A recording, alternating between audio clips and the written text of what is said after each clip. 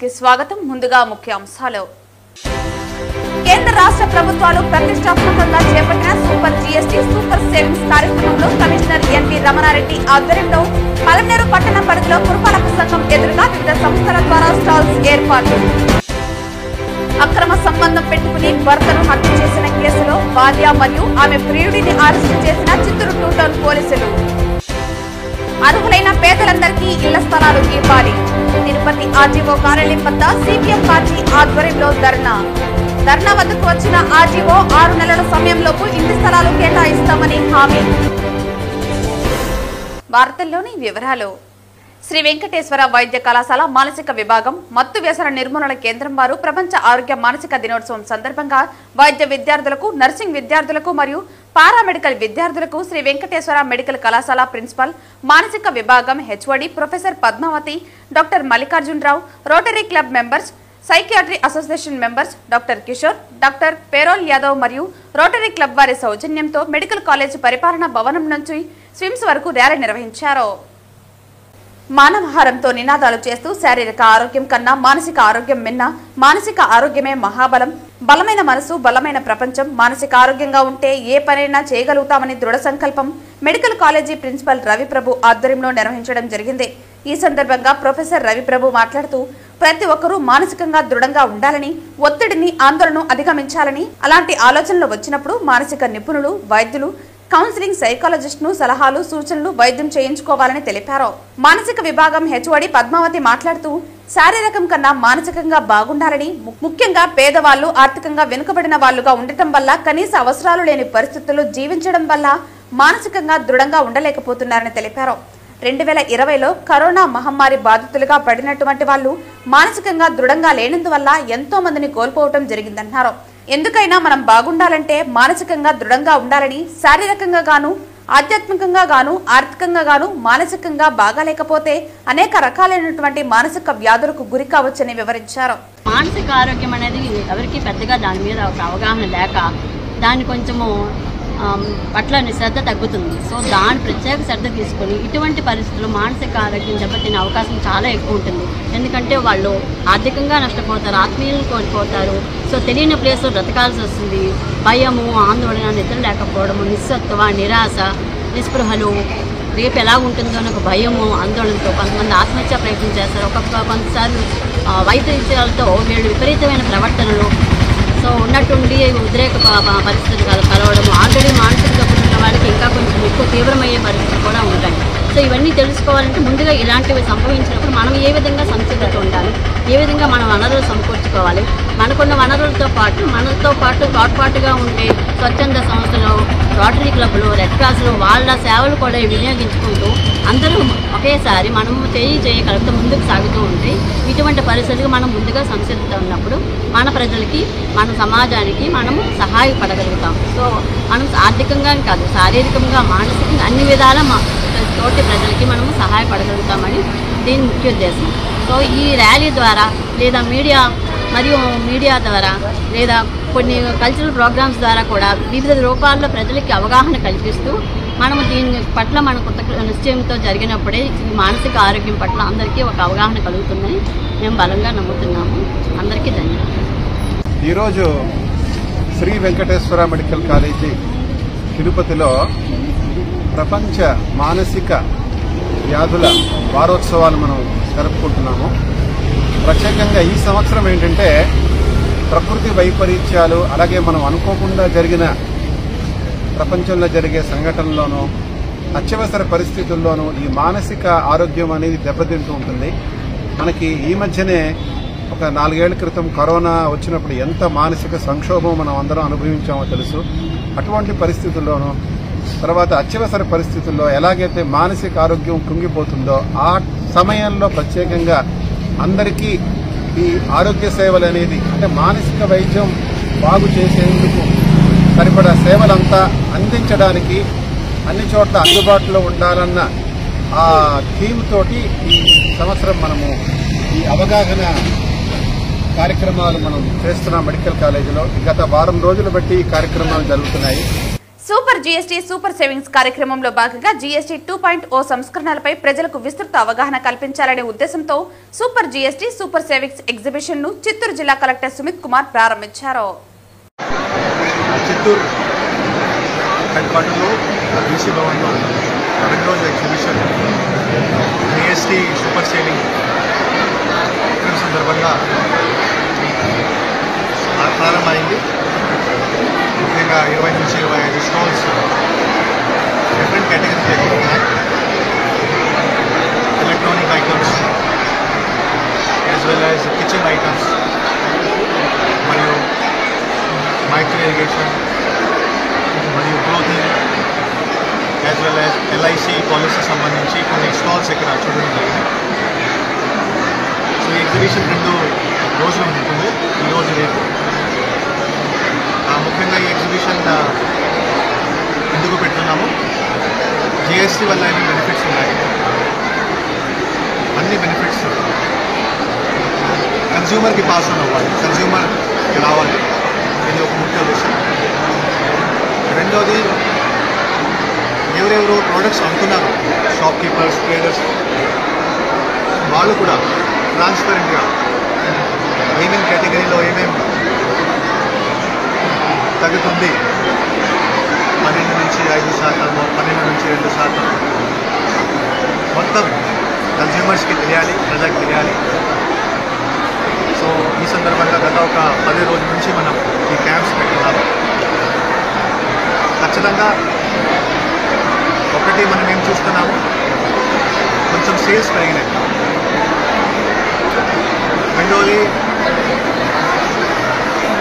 Complaints కూడా కొంచెం తక్కువ వస్తున్నాయి.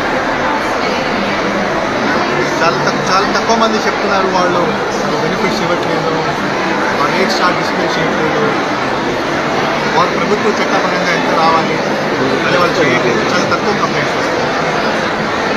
సో ఈ కార్యక్రమం ఇంకా సూపర్ జిఎస్టీ సూపర్ సేవింగ్ కార్యక్రమం ఇంకా ఒక 8 రోజుల జిల్లాలో ఉంటుంది.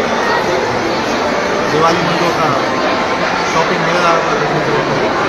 దీంట్లో చాలామంది ట్రేడర్స్, సాహుకార్ వాళ్ళు కూడా ఇన్వైట్ చేసేసి వాళ్ళు కూడా ప్రోడక్ట్ డిస్ప్లే చేయాలి ఒక రిక్వెస్ట్ పెట్టడం జరుగుతుంది.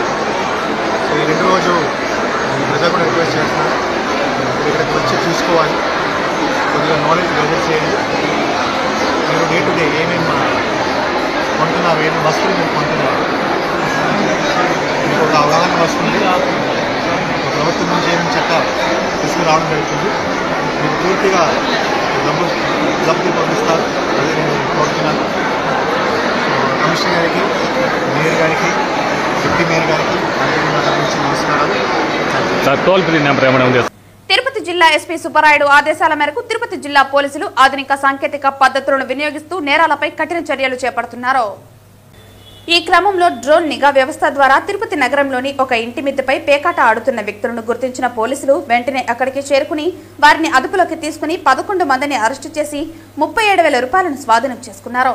జిల్లా పోలీసు శాఖ ఆధునిక పరికరాలను వినియోగిస్తూ విజిబుల్ పోలీసింగ్, సాంకేతిక నిఘా మరియు ఇంటెలిజెన్స్ ఆధారిత ఆపరేషన్ల ద్వారా చట్టవిరుద్ధ గ్యాంబ్లింగ్, మాదక ద్రవ్యాలు మరియు ఇతర అసాంఘిక కార్యక్రమాలపై ఉక్కుపాదం మోపుతోంది. జిల్లా ఎస్పీ ప్రజలకు విజ్ఞప్తి చేస్తూ ప్రజలు ఇలాంటి చట్టవిరుద్ధ కార్యకలాపాలకు దూరంగా ఉండాలని తెలిపారు. తమ పరిసరాల్లో ఏవైనా అనుమానాస్పద వ్యక్తులు లేదా కార్యకలాపాలు గమనిస్తే వెంటనే 112 నెంబర్ లేదా సమీప పోలీస్ స్టేషన్ కి సమాచారం ఇవ్వాలని తెలిపారు. ప్రజల సహకారంతోనే నేరరహిత సమాజం సాధ్యమవుతుందని అన్నారు.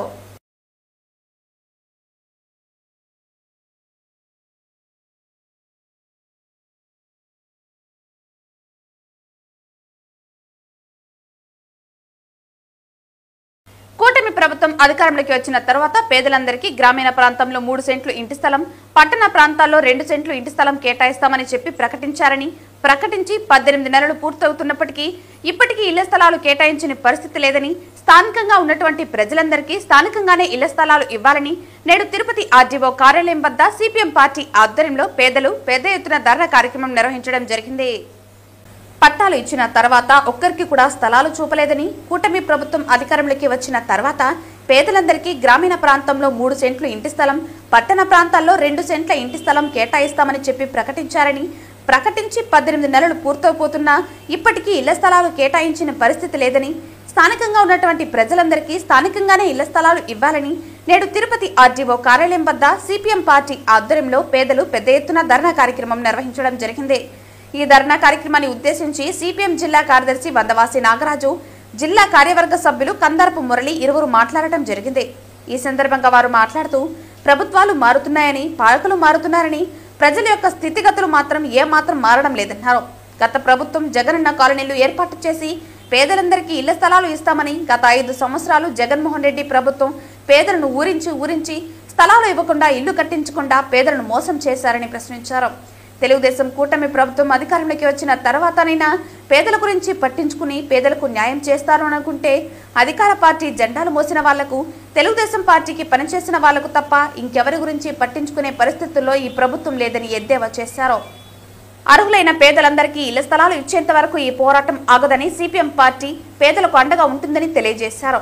ధర్నా కార్యక్రమం వద్దకు ఆర్డీఓ విచ్చేసి 5వ తుడా క్వార్టర్స్ దగ్గర ఇచ్చిన హామీ మేరకు అర్జీలు ఇచ్చిన వారందరినీ పరిశీలన చేసి 6 నెలల్లోపు వీలైనంత తొందరలో ఇంటి స్థలాలు ఇవ్వడానికి కృషి చేస్తామని పేదలందరి సమక్షంలో హామీ ఇవ్వడం జరిగింది. ఆర్డీఓ ఇచ్చిన హామీతో ఈ ధర్నా కార్యక్రమాన్ని విరమించడం జరిగింది. ఈ కార్యక్రమంలో సిపిఎం నగర కార్యదర్శి వేణుగోపాల్, నేతలు మాధవ్, బుజ్జి, నరేంద్ర, జయంతి, మునిరత్నం తదితరులు పాల్గొన్నారు. మేము సార్ని రిక్వెస్ట్ చేస్తున్నాం, అవుతుంది మేము కూడా సహకరిస్తాం, కలెక్టర్ గారితో కూడా మాట్లాడతాం, ఇక్కడ ఎమ్మెల్యేతో కూడా మాట్లాడతాం. మాకేం వేరే ప్రయోజనం లేదు, మేము చెప్పిన వాళ్ళు ఒక్కరికి కూడా అవసరం లేదు. ఖచ్చితంగా పేదవాళ్ళు ఆశపడుతున్నారు సార్, ఈ ప్రభుత్వం వచ్చిన తర్వాత 2 సెంట్లు వస్తుంది, మనకి ఇబ్బంది లేదు, కట్టుకుంటాం, చాలా ఏదో ఉండొచ్చు అని చెప్పేసి ఆ ఆశని నెరవేర్చి చేయండి అని చెప్పేసి మేము విజ్ఞప్తి చేస్తున్నాం. సార్ చెప్పిన దాని ప్రకారం అది మంచి ప్రతిపాదన. ఎందుకంటే మనం అనుకుంటాం కానీ మనం నాది లేదు నీది లేదని వస్తానని లిస్టు వచ్చేసి నీ అర్జీ లేదని చెప్పొచ్చు. సార్ చెప్పాడు ఎక్సెల్ షీట్లో దాన్ని ఖచ్చితంగా తయారు చేద్దాం. ఒకవేళ ఎందుకంటే కొన్ని రాశారు కానీ కొన్ని రాయకపోయినట్టు ఎన్ని కూడా చేసి సార్కి మనం ఒక 2 రోజుల్లోనే ఆ లిస్టు మీరు కూడా అందరూ ప్రయత్నం చేసి రాసేసి ఒక ఫార్మాట్లో పేరు, వాళ్ళ భర్త పేరు, అట్లా వయస్సు, వాళ్ళ క్యాస్ట్, ఇట్లాంటివి కొన్ని ఉంటాయి, Aadhaar number, ration card number, phone number, ఇట్లాంటి ఒక కాలం తయారు చేసుకొని ఆ రకంగా ఎక్సెల్ షీట్లో తయారు చేసి ఇస్తే ఈజీగా వాళ్ళు సర్వే చేయడానికి పంపించేదానికి అవకాశం ఉంటుంది. ఈ ప్రాసెస్ అంతా కూడా సార్ చేయాలని చెప్పేసి సార్ ఉన్న సందర్భం. ఎందుకంటే ఇప్పుడు రకరకాలుగా వెళ్ళిపోతున్నారు. ఎందుకంటే సార్ 6 నెలలు ఉన్నారు, సార్ 6 నెలలు ఉంటారు లేదని చాలా మంది అడుగుతున్నారు. ఏం సార్ మన జేసీ గారు ఉన్నారు, జేసీ గారు వెళ్ళిపోయారు, మనం ఆశిస్తాం. అందుకని ఎంత తొందరగా లిస్టులను తయారు చేసి ఒక ఇదన్నా ఆమోదించేసి ఇంకెవరైనా వచ్చేప్పుడు కాంటాక్ట్ చేసుకోవచ్చు. కాబట్టి సారు ఆ టైం అనేది 6 నెలలు కాకుండా ప్రతిపాదనలు వెంటనే వేగవంతంగా చేసి ఈ పేదవాళ్ళకి ఆదుకోవాలని ఆ గుర్తుండే వాళ్ళందరూ గుండెల్లో గుర్తుండేట్టుగా ఈ పని చేయాలని చెప్పేసి మీ అందరి తరఫున నేను ఆర్డీఓ గారికి విజ్ఞప్తి చేస్తున్నాను. సార్ చేస్తానని కోరుతున్నాను. దొంగ ఓట్లతో ప్రజాస్వామ్యాన్ని అపహాసం చేస్తూ గద్దెనెక్కడం సిగ్గుచేటని చంద్రగిరి నియోజకవర్గం కాంగ్రెస్ ఇన్ఛార్జ్ ఐరాల లోకేష్ రెడ్డి ఎద్దేవా చేశారు.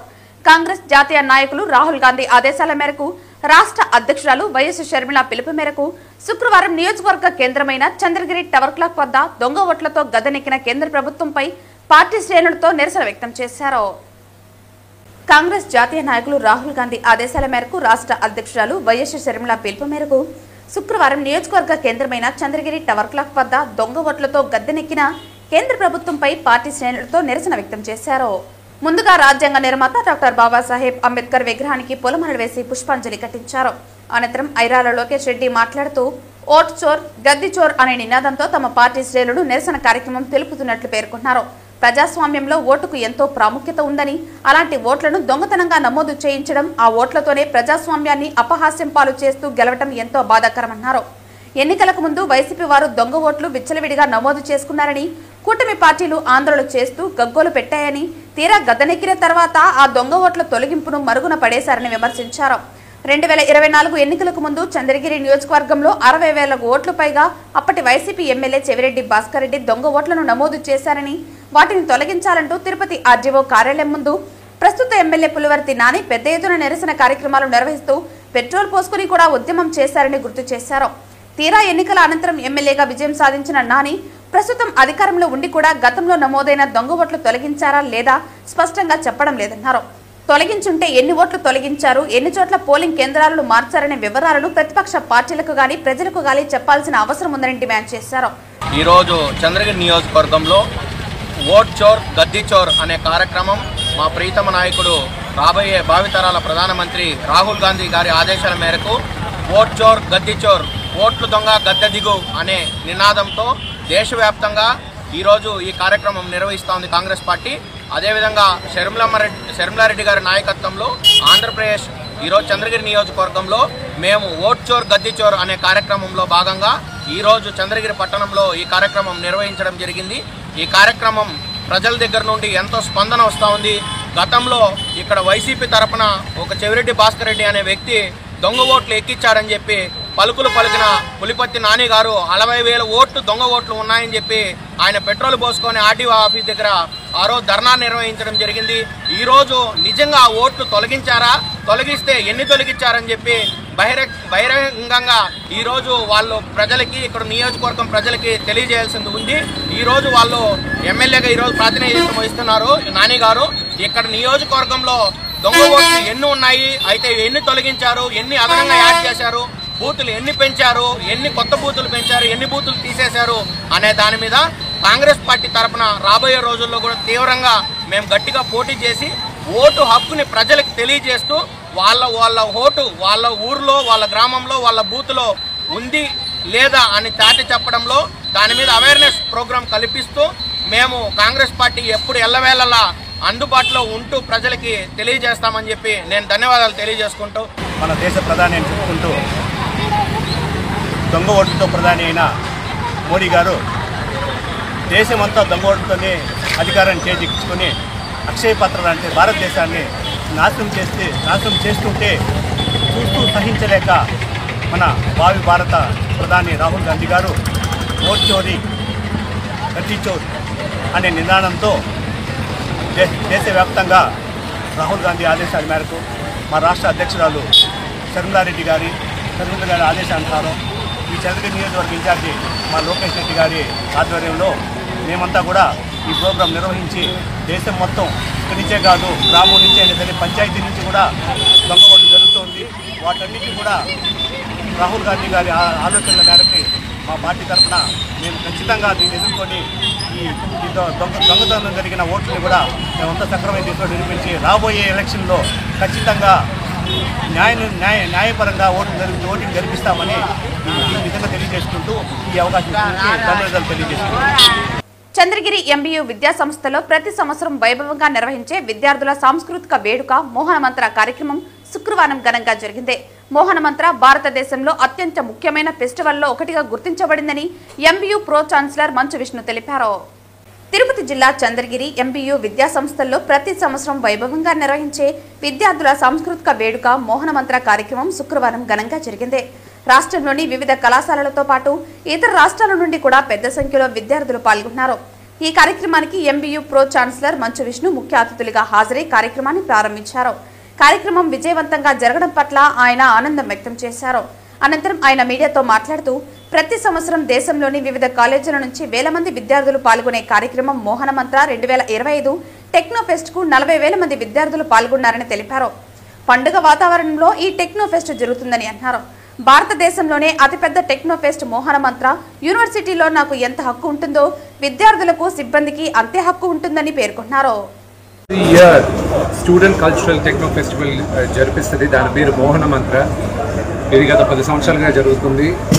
ఈరోజు దాదాపు 40,000 మంది పిల్లలు ఒక మోహన్ బాబు యూనివర్సిటీలో వచ్చిన 20,000 మంది కాకుండా మిగతా యూనివర్సిటీస్ నుంచి, మిగతా రాష్ట్రాల నుంచి, కాలేజెస్ నుంచి, మిగతా రాష్ట్రాలు యూనివర్సిటీస్ నుంచి, మన ఆంధ్ర తెలంగాణ నుంచి కూడా చాలామంది స్టూడెంట్స్ అటెండ్ అవుతారు ఈ 3 డే కల్చరల్ ఫెస్ట్కి.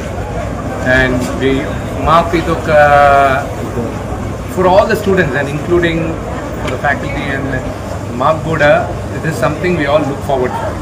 ఎందుకంటే ఈ యూనివర్సిటీ స్టూడెంట్స్ని నాకు ఎంత హక్కు ఉందో మోహన్ బాబు యూనివర్సిటీ పైన ఇక్కడ చదివే ప్రతి ఒక్కరికి, పనిచేసే ప్రతి ఒక్కరికి అంతే హక్కు ఉంది. మా యూనివర్సిటీలో, మన యూనివర్సిటీలో ఈరోజు పండగ మోహనమంత్ర జరుపుకుంటున్నాం. అండ్ దిస్ ఈజ్ భారతదేశంలోనే one of the biggest techno cultural festival. Thank you.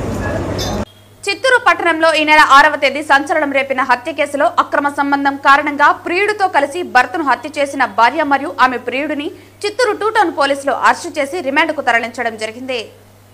Chittoor పట్టణంలోని సంతపేట దుర్గమ్మ గుడి వీధిలో నివసిస్తున్న వెంకటేష్ అనే వ్యక్తిని అతని రెండవ భార్య మరియు ఆమె ప్రియుడు కలిసి దారుణంగా హత్య చేసిన ఘటన వెలుగులోకి వచ్చింది. ఈ ఘటనపై మృతుడి తల్లి ఇచ్చిన ఫిర్యాదు మేరకు చిత్తూరు 2 టౌన్ పోలీస్ స్టేషన్ నందు ప్రాథమికంగా కేసు నమోదు చేసి తదుపరి కేసు దర్యాప్తులో భాగంగా పోస్టుమార్టం నిర్వహించిన తర్వాత అందులో వచ్చిన రిపోర్టు మేరకు హత్య నేరంగా కేసు నమోదు చేయడం జరిగింది. 6వ తేదీ సాయంత్రం సుమారు 4 గంటల సమయంలో వెంకటేష్ ఇంట్లో నిద్రిస్తూ ఉండగా ఇద్దరు కలిసి తీసుకువచ్చిన తాడుతో అతని గొంతు బిగించి హత్య చేశారు. అనంతరం సంఘటనను దాచిపెట్టేందుకు తాడును మంచం కింద దాచి ఆత్మహత్యగా మార్చారని దర్యాప్తులో తెలిసిందే. ఈ కేసు దర్యాప్తు మరియు నిందితుల అరెస్టులో చిత్తూరు టౌన్ పోలీసులు వేగవంతమైన చర్యలు ప్రశంసనీయమని చిత్తూరు జిల్లా ఎస్పీ తుషార్ డూడి తెలిపారు. చిత్తూరు సంతపేటకు సంబంధించినటువంటి జి వెంకటేష్ అతను వృత్తిరీత్యా చికెన్ షాప్ టెంపో సంబంధించిన డ్రైవర్. ఇతనుకు 2 భార్యలు. మొదటి భార్య తర్వాత అతనికి సంతానం కలిగినందువలన ఇప్పుడు మీ ముందు అరెస్ట్ కావాలన్నటువంటి ఈమెను 2వ భార్యగా అతను తన డ్యూటీలో భాగంగా ఆయన పల్లిపట్టులో చూసి ఇష్టపడి మ్యారేజ్ చేసుకుంటాడు. ఈమెకి అతని ద్వారా 2 బిడ్డలు కూడా సంతానం కలుగుతుంది. కానీ అతను డ్యూటీకి పోయినప్పుడు అతను ఆమె పక్కన ఉన్నటువంటి సురేష్ ఇతను మామూలు మేస్త్రి పని చేసే జీవనం అదే ఏరియా సంతపేట పరిచయం అయిపోయింది. వాళ్ళ పరిచయము కొద్దిగా అక్రమ సంబంధంగా ఏర్పడింది. భర్త ఇంట్లో లేనప్పుడు ఎప్పుడైనా కూడా ఇంటికి వచ్చి పోవడం, ఇప్పుడు ఈమె కూడా అవసరమైతే వాళ్ళ ఇంటికి వెళ్ళడం. ఎందుకంటే అతని ఇంట్లో కూడా మునియప్ప వాళ్ళ ఫాదర్ ఇద్దరు మాత్రమే ఉంటారు. వాళ్ళ యొక్క సంబంధం ఈ విధంగా కొనసాగుతుంది. ఈ విషయం తెలిసి భర్త కొద్దిగా ఈమెని దండించడం జరిగింది. గొడవలు అయినాయి. కాబట్టి మన కార్యక్రమాలకు ఇతను ఉంటే అడ్డంకి అని చెప్పి భావించి 6వ తారీఖు అతను డ్యూటీ నుంచి వచ్చి బాగా తాగి మైండ్లో ఉన్నప్పుడు ఇరువురు కలిసి తాడు ఈ ముందు ఈ తాళ్ళు వేసి చీరి ఒక సున్ని కూడా చుట్టి బాగా ఇద్దరు గొంతు బిగించి చంపేశారు. ఇనిషియల్గా మనకు అది ఇంటిలో జరిగినది కాబట్టి వాళ్ళ మదరు నా కొడుకు మరణం పైన నాకు అనుమానంగా ఉందని చెప్పేసి ఆయన మనకు రిపోర్ట్ ఇవ్వడం జరిగింది. 194 BNSS కింద మనం ఫస్ట్ కట్టినాము. తర్వాత PM ఎగ్జామినేషన్లో ఇది పక్కాగా ఉరి బిగించడం వల్ల కలిగినటువంటి మరణం అని డాక్టర్ గారు చెప్పినందువల్ల అప్పుడు మాకు కూడా కొద్దిగా సమాచారం అనుమానం ఉంది. మాకున్నటువంటి సాక్ష్యాధారాలతో వీళ్ళిద్దరినీ గట్టిగా విచారించిన తర్వాత వాళ్ళు నేను ఏ విధంగా అతను చంపిండేది ఆ విషయాలన్నీ కూడా కులంకుశంగా మా ముందు తర్వాత ఒప్పుకోవడం జరిగింది. ఈరోజు వాళ్ళని అరెస్ట్ చేసి కోర్టుకు రిమాండ్కి తరలించారు. శ్రీనివాస మంగాపురంలో వెలిసిన కనకదుర్గమ్మ వస్కోటు ఎల్లమ్మ ఆలయంలో శ్రీనివాస మంగాపురం గ్రామస్తులు అన్నదాన కార్యక్రమాన్ని ప్రారంభించారు. శుక్రవారం అమ్మవారికి అర్చనలు, అభిషేకాలు, ప్రత్యేక పూజలు నిర్వహించారు. శ్రీనివాస మంగాపురంలో వెలిసిన కనకదుర్గమ్మ వస్కోటు ఎల్లమ్మ ఆలయంలో శ్రీనివాస మంగాపురం గ్రామస్తులు అన్నదాన కార్యక్రమాన్ని ప్రారంభించారు. శుక్రవారం అమ్మవారికి అర్చనలు, అభిషేకాలు చేశారు. అనంతరం అమ్మవారి ఎదుట కనకదుర్గమ్మకు జయ అంటూ నినాదాలు చేస్తూ ప్రత్యేక పూజలు నిర్వహించారు. అనంతరం అమ్మవారి ఎదుట నైవేద్యం సమర్పించి అన్నదాన కార్యక్రమాన్ని ప్రారంభించారు. శ్రీవారి భక్తులు, స్థానికులు పెద్ద సంఖ్యలో పాల్గొని అన్నదాన కార్యక్రమాన్ని విజయవంతం చేశారు. ఈ సందర్భంగా గ్రామస్తులు మాట్లాడుతూ శ్రీ కనకదుర్గమ్మ ఆలయంలో ప్రతి శుక్రవారం భక్తులకు అన్నదాన కార్యక్రమం ఉంటుందని తెలిపారు. దాతలు సైతం సహకరించాలని కోరారు. పురాతన అమ్మవారి ఆలయంలో గ్రామస్తులు పూజలు నిర్వహించుకునేందుకు ప్రతి శుక్రవారం పెద్ద ఎత్తున రావాలని కోరారు. అమ్మవారి ఆలయాన్ని అభివృద్ధి చేసేందుకు ప్రతి ఒక్కరూ సహాయ సహకారాలు అందించాలని గ్రామస్తులు వెల్లడించారు. ఈ కార్యక్రమంలో గ్రామస్తులు రాజారాయల్, వేణుగోపాల్ రెడ్డి, కుమార్, సుబ్రహ్మణ్యం, పూల సురేష్, శ్రీనివాస్, మహేష్, నిరంజన్, బాబీ తదితరులు పాల్గొన్నారు.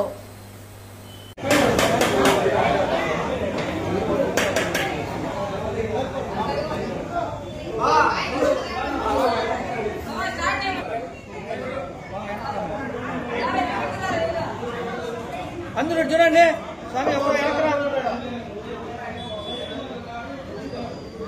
వార్తలు ముగించే ముందు ముఖ్యాంశాలు మరోసారి. కేంద్ర రాష్ట్ర ప్రభుత్వాలు ప్రతిష్టాత్మకంగా చేపట్టిన సూపర్ GST సూపర్ సేవింగ్స్ కార్యక్రమంలో కమిషనర్ ఎన్వి రమణారెడ్డి ఆధ్వర్యంలో పలమనేరు పట్టణ పరిధిలో పురపాలక సంఘం ఎదురుగా వివిధ సంస్థల ద్వారా స్టాల్స్ ఏర్పాటు. అక్రమ సంబంధం పెట్టుకుని భర్తను హత్య చేసిన కేసులో భార్య మరియు ఆమె ప్రియుడిని అరెస్టు చేసిన చిత్తూరు 2 టౌన్ పోలీసులు. అర్హులైన పేదలందరికీ ఇళ్ల స్థలాలు ఇవ్వాలి. తిరుపతి ఆర్జీఓ కార్యాలయం వద్ద సిపిఎం పార్టీ ఆధ్వర్యంలో ధర్నా వద్దకు వచ్చిన ఆర్జీఓ 6 నెలల సమయంలోపు ఇంటి స్థలాలు కేటాయిస్తామని హామీ. ఈ వార్తలు ఇంతటితో సమాప్తం. తిరిగి వార్తల్లో మళ్ళీ కలుద్దాం. అంతవరకు సెలవు. నమస్కారం.